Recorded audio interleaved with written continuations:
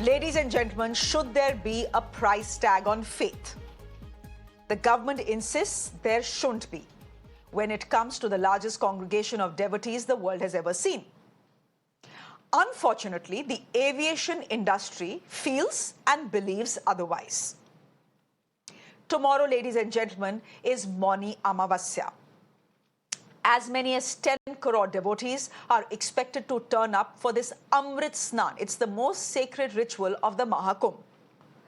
However, even for a moment, if you're thinking of booking a flight ticket to catch this event or take a dubki, well, you're in for a rude shock.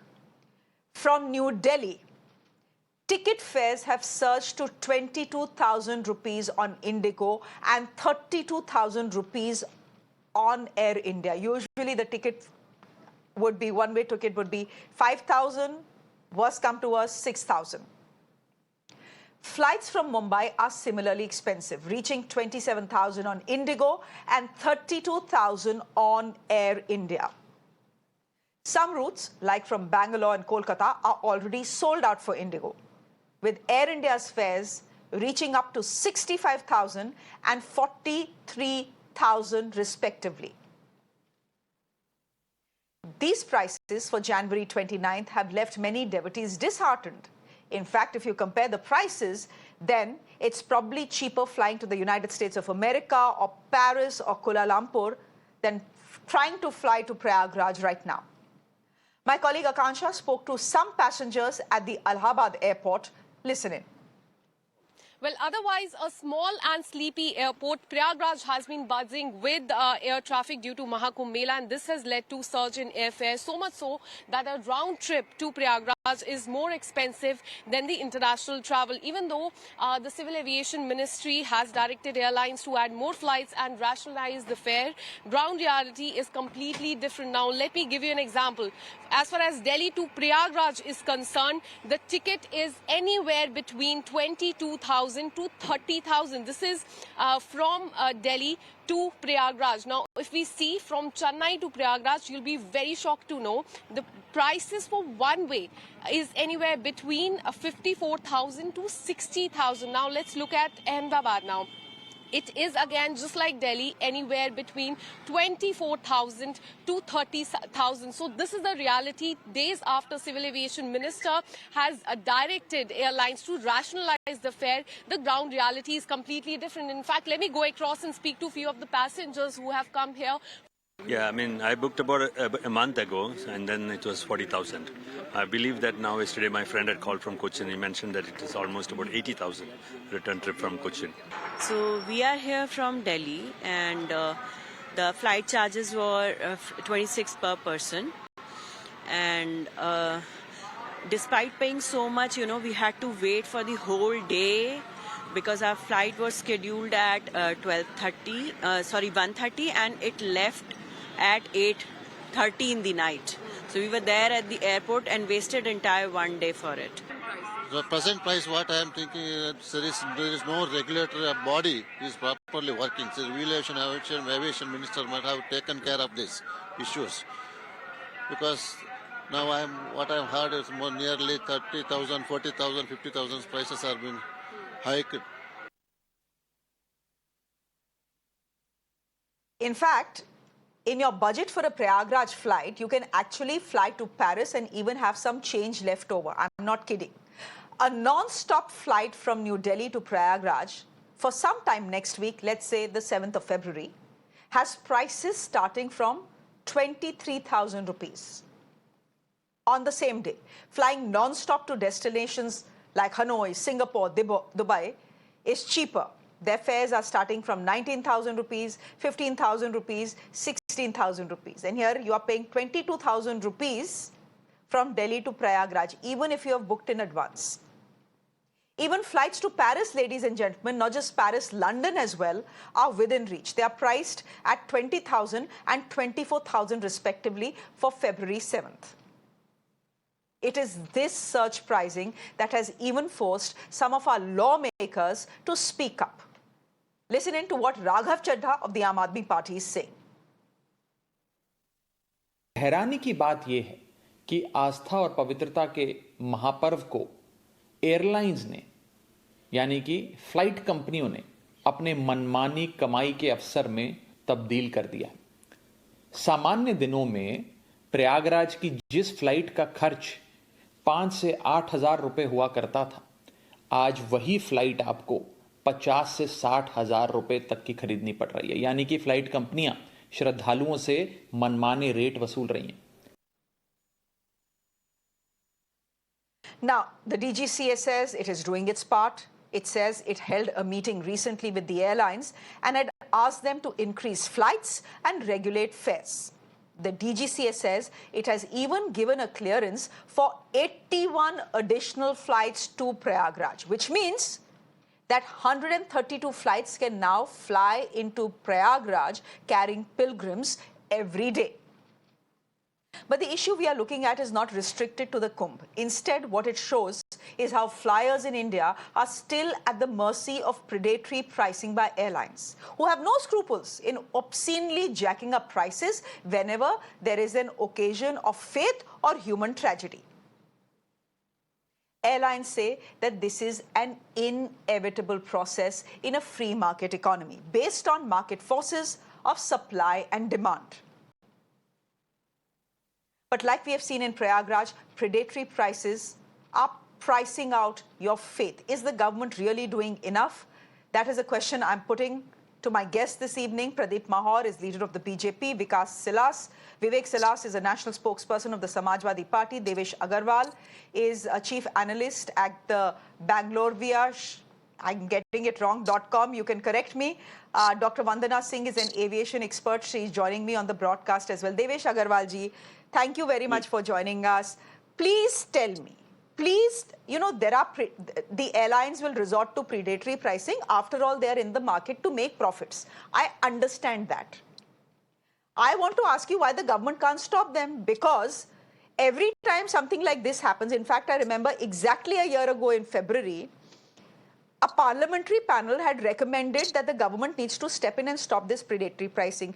Every time things like this happen, the aviation ministry will come out and say, "Arey, humne to bol diya airlines ko. Aapne to bol diya airlines ko, Devesh ji." But the airlines are not cutting down their fares. You're still paying 32,000 rupees or 26,000 rupees from Delhi to go to Prayagraj. Shreya, thank you so much. And I don't like correcting you. It's bangaloreaviation.com, but that's perfectly fine. Just 2 minutes. And initially, I'm going to start with something that your people, your listeners can still fly to and attend the Maha Kumbh tomorrow for less than 10,000 rupees. Air India, Indigo, all of them have flights from Delhi, but they will go to Varanasi, which is 100 kilometers away. I understand that it requires a little bit of, compromise, but it's possible. And you are very correct. You're talking about a standard supply and demand. And if you look at your own industry, let's look at media companies. When it is an IPL, they charge probably 100 times the rate that they would charge, say, on a daily TV show. So it is the basis of the capitalist free market economy, and the government can request companies. And a little disclaimer, I own shares in Jet, Spice, and Indigo. And as a shareholder, I'm concerned with what is the profit the company makes. 1 month from now, that same flight, exactly how you pointed out, to Prayagraj is 4,000 rupees. I don't hear anybody from the listening audience or the government saying, "Oh, the airlines are getting very less money. Let's give them more money." So if you want to cap fares on one side, it will result in a flattening of fares, where when people want to put up with inconveniences of flying, say, at 3, 4 in the morning to get a better fare, they will not get those benefits, because that seesaw will become more flat. So you're going to pay more or less the same fare, regardless of whether you book in advance or not, odd times, anything like that, a different destination. So it is, I am fully sympathetic with the passengers who want to travel. I'm still saying Varanasi is an option, and they can get there relatively cheaply. Look at that as an option. But you have hit the nail on the head very correctly. Airlines are corporations. They are there to make profits. They don't have a social obligation apart from being corporate. So corporate social responsibility is very much there. But if they have to charge that much to and people are willing to pay it, We talked about concert economy, the same thing, Coldplay. We all know what happened to the ticket prices there. So it's what it is. I'm very sorry, but it's a little Devesh ji. difficult to distinguish it. Okay, you are saying it is what it is, but here's the point I'll try and make, Devesh ji. Please. 10,000 rupees I'll fly from Delhi to Banaras, and then I will take a taxi from Banaras to Prayagraj / Allahabad. 10,000 रुपए again, वो तो फिर भी 20,000 रुपए हो ही गया ना देवेश जी. नहीं, अगर आप So 100 for रुपए the poor टैक्सी के लिए consumer, the poor middle class consumer will still have to shell out crazy amounts. But Devesh ji, can I then ask you this? You know, it's not like the government has not capped maximum and minimum fares in this country. COVID के time भी हुआ था that maximum and minimum fares were capped. We've seen that happen. Why can it not do it ahead of Kumbh? My point is, even people. I mean, we had a. He's not a viewer. He's a passenger, a traveler, a devotee who came all the way from Kochi to Prayagraj. He had booked his flight a month in advance. It was 40,000. His friend was trying to book it yesterday or day before yesterday. It was 80,000. How do you even explain it? No, I understand the need to make profits. I don't understand the need to become a predator. I fully agree with you. I mean, that part of it is not acceptable. But then if you look at any point of, when we have the Super Bowl in the United States, or we had the Paris Olympics you were mentioning, or we had the London Olympics, Aero India show right now is going to happen, starting from February 10th in Bangalore. Hotel prices are like 50, 60, 80,000 rupees for a room for a night. It is beyond ridiculous. I'm seeing American companies who are booking hotels in Chennai, chartering a 737, flying to Yelahanka airport in the morning and flying back in the evening, and they're finding that cheaper. So it is not occurring purely in the airline industry. It happens in pretty much every aspect of commercial this thing. I'm sympathetic with you. And okay. No, I'm sympathetic with anyone who's trying to get to the Kumbh. The point is, what does the tax-paying middle class in this country do? आप trains ले नहीं सकते. Trains में इतनी धुक्का मुक्की है that passengers are actually, locking trains from inside, and there is patharbazi going on at railway stations. ठीक है, that, I mean, you can see the visuals of the Prayagraj railway station. ठीक है, so you can't do that. Traveling by road, well, it's not possible for everyone, especially if you're trying to travel from a long distance. The only option you have realistically as middle class urban citizens is to fly. And the airlines with their pricing have ensured that we have been outpriced. If you want to fly, either shell out 80,000 rupees or 36,000 rupees, ya bhul jao. Essentially, that is what is happening. Dr. Vandana Singh, I want to ask you again. Again, I say this, every time something like this happens and you have flight tickets within India that are way more expensive than flying from Delhi to Paris or Delhi to Hanoi, what does the DGCA and the government of India and the aviation ministry come out and say, no, this predatory pricing has to come down. We are increasing the number of flights. Yes, the number of flights have been increased by 81. So 132 flights can actually fly to Prayagraj right now for the Maha Kumbh. But the fact is that the prices have not come down. Can the government step in? It's a free market economy, but the government can step in and say, okay, we are capping the prices. Because you're not capping them, क्योंकि आप situation का फायदा उठा रहे हैं, कुछ हद तक उठा लीजिए, but don't go to another extreme. We are capping the prices. Can that be done?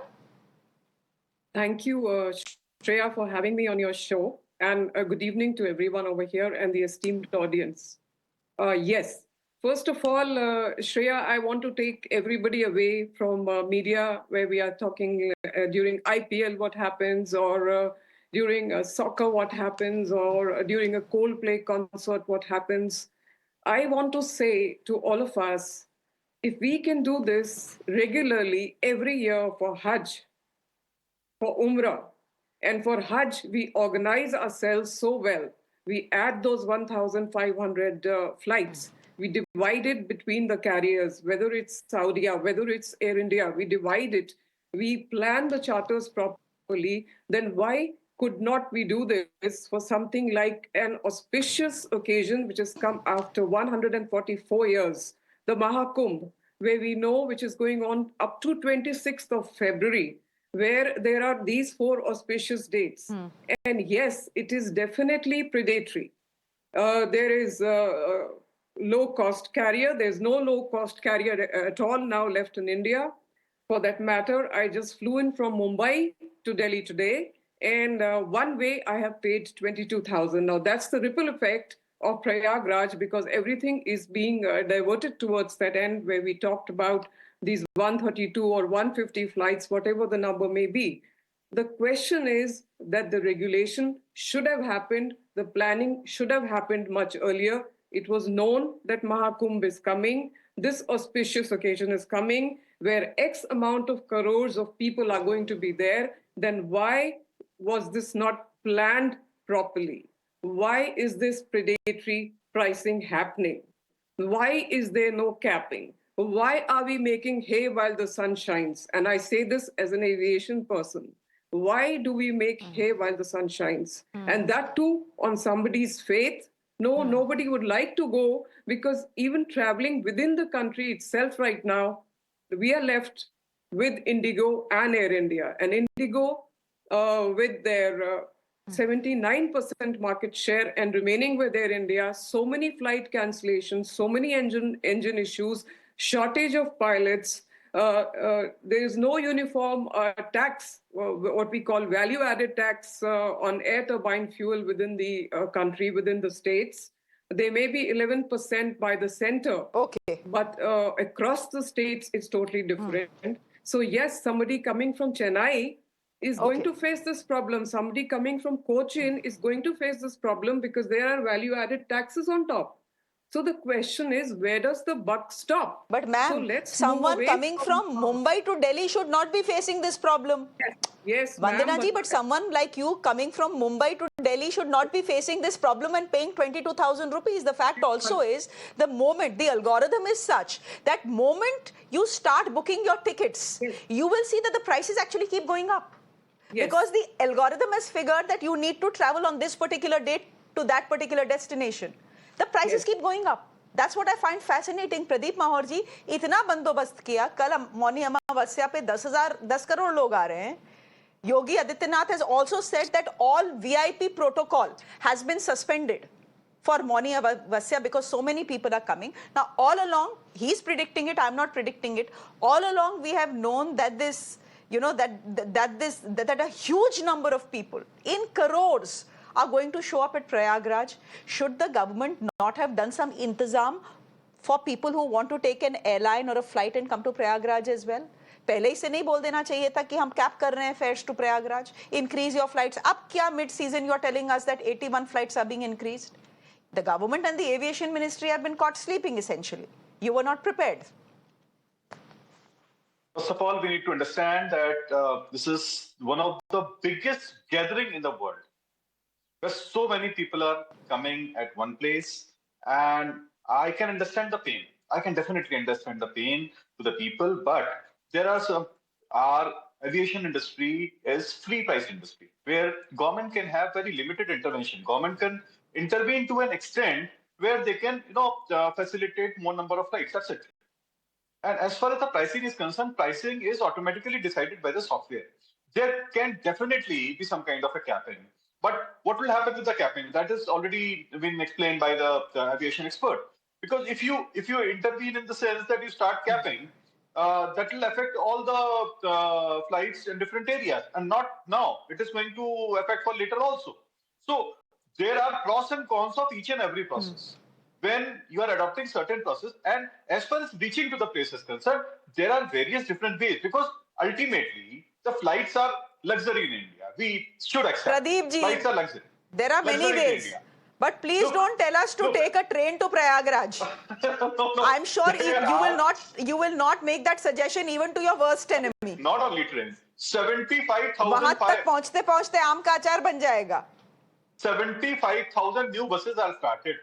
So people are traveling in the buses, because when you are traveling to a religious place, definitely there can be some issues, like you have to travel in the bus and all that.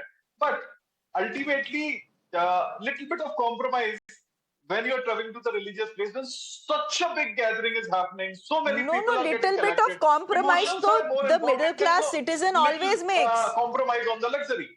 Only the urban middle class taxpayer is expected to make compromises. Tax bhi hum dein, high airfare bhi hum dein, GST bhi hum dein, freebies bhi hum fund kare. How much adjustment can we make, sir? We can't take our elderly parents in trains and buses na to Prayagraj. Sir, आप ये भी तो सोचिए ना.